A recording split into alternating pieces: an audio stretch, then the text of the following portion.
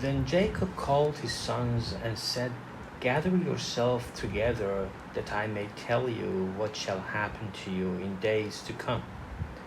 Assemble and listen, O sons of Jacob. Listen to Israel your father. Reuben, you are my firstborn, my might and the first fruits of strength,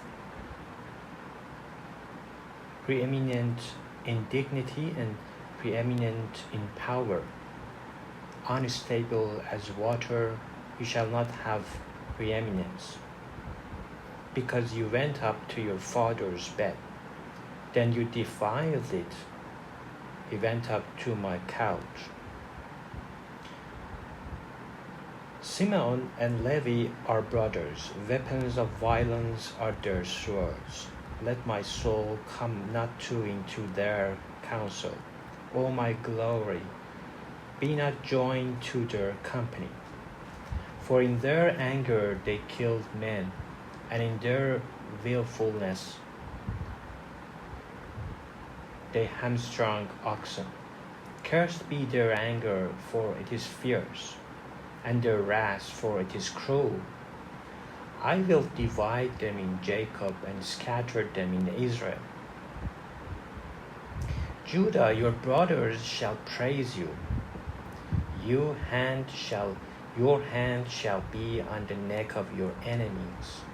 Your father's sons shall bow down before you. Judah is a lion's cub. From the prey, my son, you have gone up. He stooped down, he crouched as a lion and as a lioness.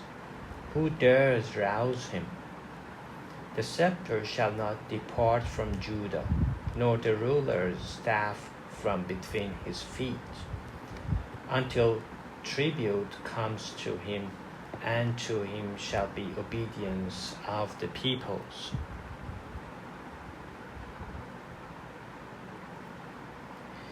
Binding his foal to the vine, and his donkey's colt to the choice wine.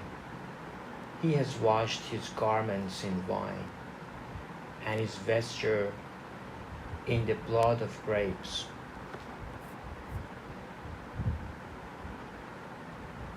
His eyes are darker than wine, and his teeth whiter than milk.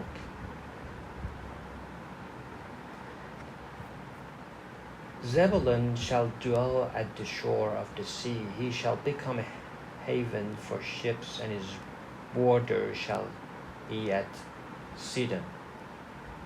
Issachar is a strong donkey, crouching between the sheepfolds.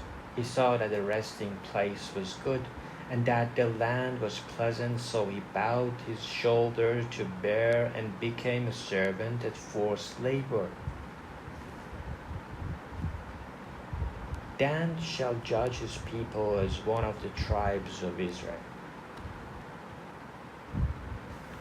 Dan shall be a serpent in the way, a viper by the path that bites the horse's heels, so that his rider falls backward. I wait for your salvation, O Lord. Raiders shall raid Gad, but he shall raid at their heels. Asher's food shall be rich, and he shall yield royal delicacies. Naphtali is a dove let loose that bears beautiful fawns. Joseph is a fruitful bough by a spring. His branches run over the wall. The archers bitterly attacked him, shot at him, and harassed him severely. Yet his bow remained unmoved. His arms were made agile by the hands of the mighty one of Jacob. For there is the shepherd, the stone of Israel. But the God of your father, who will help you, by the Almighty, who will bless you, with blessings of heaven above, blessings of the deep that crouches beneath, blessings of the breast and of the womb. The blessings of your father are mighty beyond the blessings of my parents, up to the bounties of the everlasting hills. May they be on the head of Joseph and on the brow of him who was set apart from his brothers. Benjamin is a ravenous wolf, in the morning devouring the prey, and at the evening dividing the spoil.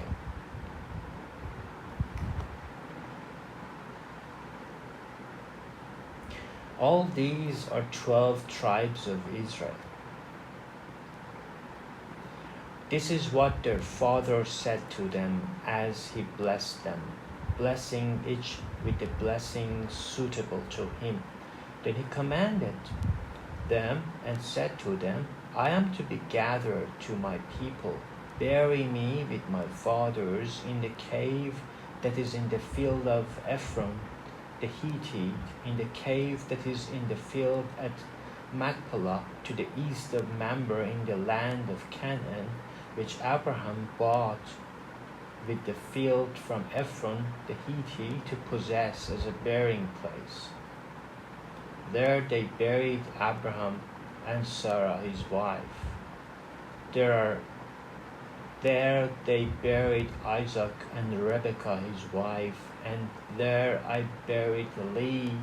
The field and the cave that is in it were bought from the Hittites. When Jacob finished commanding his sons, he drew up his feet into the bed and breathed his last and was gathered to his people. Then Joseph fell on his father's face and wept over him and kissed him. And Joseph commanded his servants, the physicians, to embalm his father. So the physicians embalmed Israel. 40 days were required for it, for that is how many are required for embalming. And the Egyptians wept for him 70 days. And when the days of weeping for him were past, Joseph spoke to the household of Pharaoh, saying, If now I have found favor in your eyes, please speak in the ears of Pharaoh, saying, My father made me swear, saying, I'm about to die. In my tomb that I hewed out for myself in the land of Canaan, there shall you bury me. Now therefore let me please go up and bury my father, then I will return. And Pharaoh answered, Go up and bury your father as he made you swear. So Joseph went up to bury his father. With him went up all the servants of Pharaoh, the elders of his household, and all the elders of the land of Egypt, as well as all the household of Joseph, his brothers, and his father's household. Only their children, their flocks, and their herds were left in the land of Goshen. And there went up with him both chariots and horsemen. It was a very great company when they came to the threshing floor of Atad, which is beyond the Jordan. They lamented there with a very great and grievous lamentation, and he made a mourning for his father 7 days. When the inhabitants of the land, the Canaanites, saw the mourning on the threshing floor of Atad, they said, This is a grievous mourning by the Egyptians.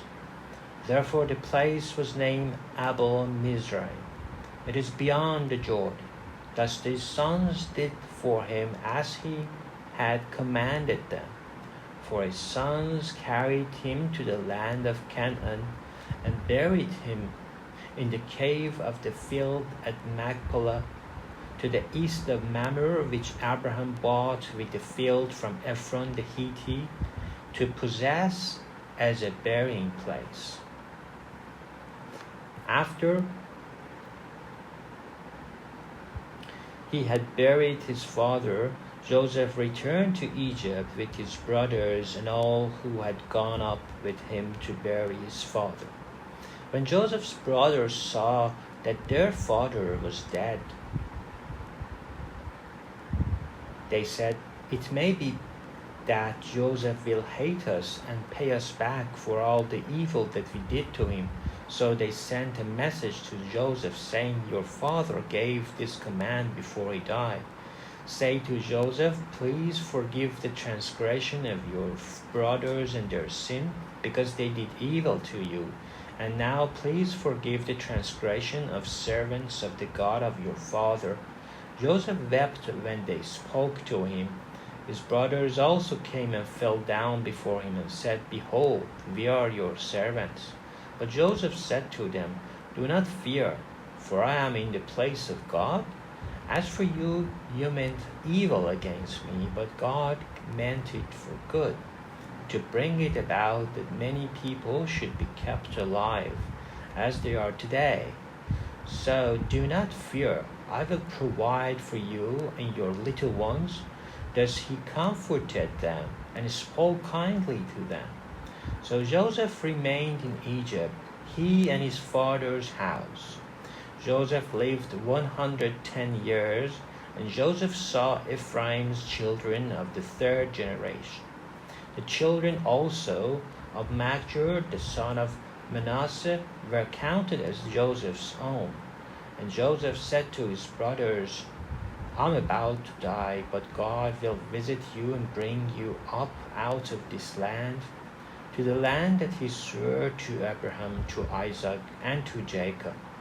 Then Joseph made the sons of Israel swear, saying, "God will surely visit you, and you shall carry up my bones from here."